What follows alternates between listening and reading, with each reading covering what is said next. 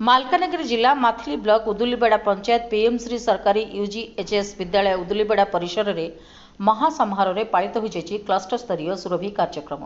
ଏହି ଭବ୍ୟ କାର୍ଯ୍ୟକ୍ରମଟି ପିଏମ୍ ଶ୍ରୀ ସରକାରୀ ୟୁଜିଏଚ୍ଏସ୍ ବିଦ୍ୟାଳୟ ଉଦୁଲିବେଡ଼ାର ପ୍ରଧାନ ଶିକ୍ଷକ ସଞ୍ଜୀବ କୁମାର ପାଣିଗ୍ରାହୀଙ୍କ ପ୍ରତ୍ୟକ୍ଷ ତତ୍ତ୍ୱାବଧାନରେ ଅନୁଷ୍ଠିତ ହୋଇଥିଲା। ଏହି କାର୍ଯ୍ୟକ୍ରମରେ ମୁଖ୍ୟ ଅତିଥି ଉଦୁଲିବେଡ଼ା ସରପଞ୍ଚ ଦେବାନନ୍ଦ ଖିଲ, ମୁଖ୍ୟ ବକ୍ତା ସମିତି ସଭ୍ୟ ବି ରାମେଶ୍ୱର ରାଓ, ସମ୍ମାନିତ ଅତିଥି ଅବସରପ୍ରାପ୍ତ ପ୍ରଧାନ ଶିକ୍ଷକ ଅନୁପ ପରିଛା, ପରିଚାଳନା କମିଟି ସଭାପତି ମହେନ୍ଦ୍ର ମାଝୀ ଏବଂ ସିଆରସିସି ମନୋଜ କୁମାର ବେହେରା ପ୍ରମୁଖ ଯୋଗ ଦେଇଥିଲେ। ପ୍ରଥମେ ଅତିଥିମାନଙ୍କୁ ମଞ୍ଚକୁ ସ୍ୱାଗତ କରାଯାଇ ପୁଷ୍ପଗୁଚ୍ଛ ଦେଇ ସମ୍ମାନିତ କରାଯାଇଥିଲା। ପରେ ପ୍ରଭୁ ଶ୍ରୀ ଜଗନ୍ନାଥଙ୍କ ପଟ୍ଟଚିତ୍ରରେ ଧୂପ ପୁଷ୍ପ ଅର୍ଘ୍ୟ ଅର୍ପଣ କରାଯାଇ କାର୍ଯ୍ୟକ୍ରମର ଶୁଭାରମ୍ଭ କରାଯାଇଥିଲା।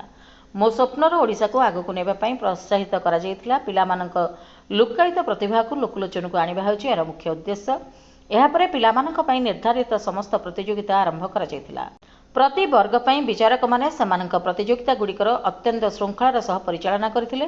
ପରିଶେଷରେ ଉଦ୍ଯାପନୀ ଉତ୍ସବରେ ଅତିଥିମାନଙ୍କ ଦ୍ୱାରା କୃତି ଛାତ୍ରଛାତ୍ରୀମାନଙ୍କୁ ପୁରସ୍କାର ବିତରଣ କରାଯାଇଥିଲା। ପରେ ବ୍ଲକ ସ୍ତରୀୟକୁ ଚୟନ କରାଯାଇଥିବା ପିଲାମାନଙ୍କ ନାମ ଘୋଷଣା କରାଯାଇଥିଲା। ଏହି କାର୍ଯ୍ୟକ୍ରମଟି ସମସ୍ତ ଶିକ୍ଷକ ଶିକ୍ଷୟିତ୍ରୀ ଏବଂ ଅନ୍ୟ ବିଦ୍ୟାଳୟରୁ ଆସିଥିବା ଶିକ୍ଷକ ଶିକ୍ଷୟିତ୍ରୀଙ୍କ ସହଯୋଗରେ ସାଫଲ୍ୟମଣ୍ଡିତ ହୋଇଛି, ଯାହାକି ସାଧାରଣରେ ପ୍ରଶଂସାର ପାତ୍ର ହୋଇପାରିଛି। ମାଲକାନଗିରି ଜିଲ୍ଲାରୁ ପ୍ରଶାନ୍ତ କୁମାର ସାଗରିଆଙ୍କ ରିପୋର୍ଟ, ପ୍ରାଇମ୍ ଟିଭି ଓଡ଼ିଶା।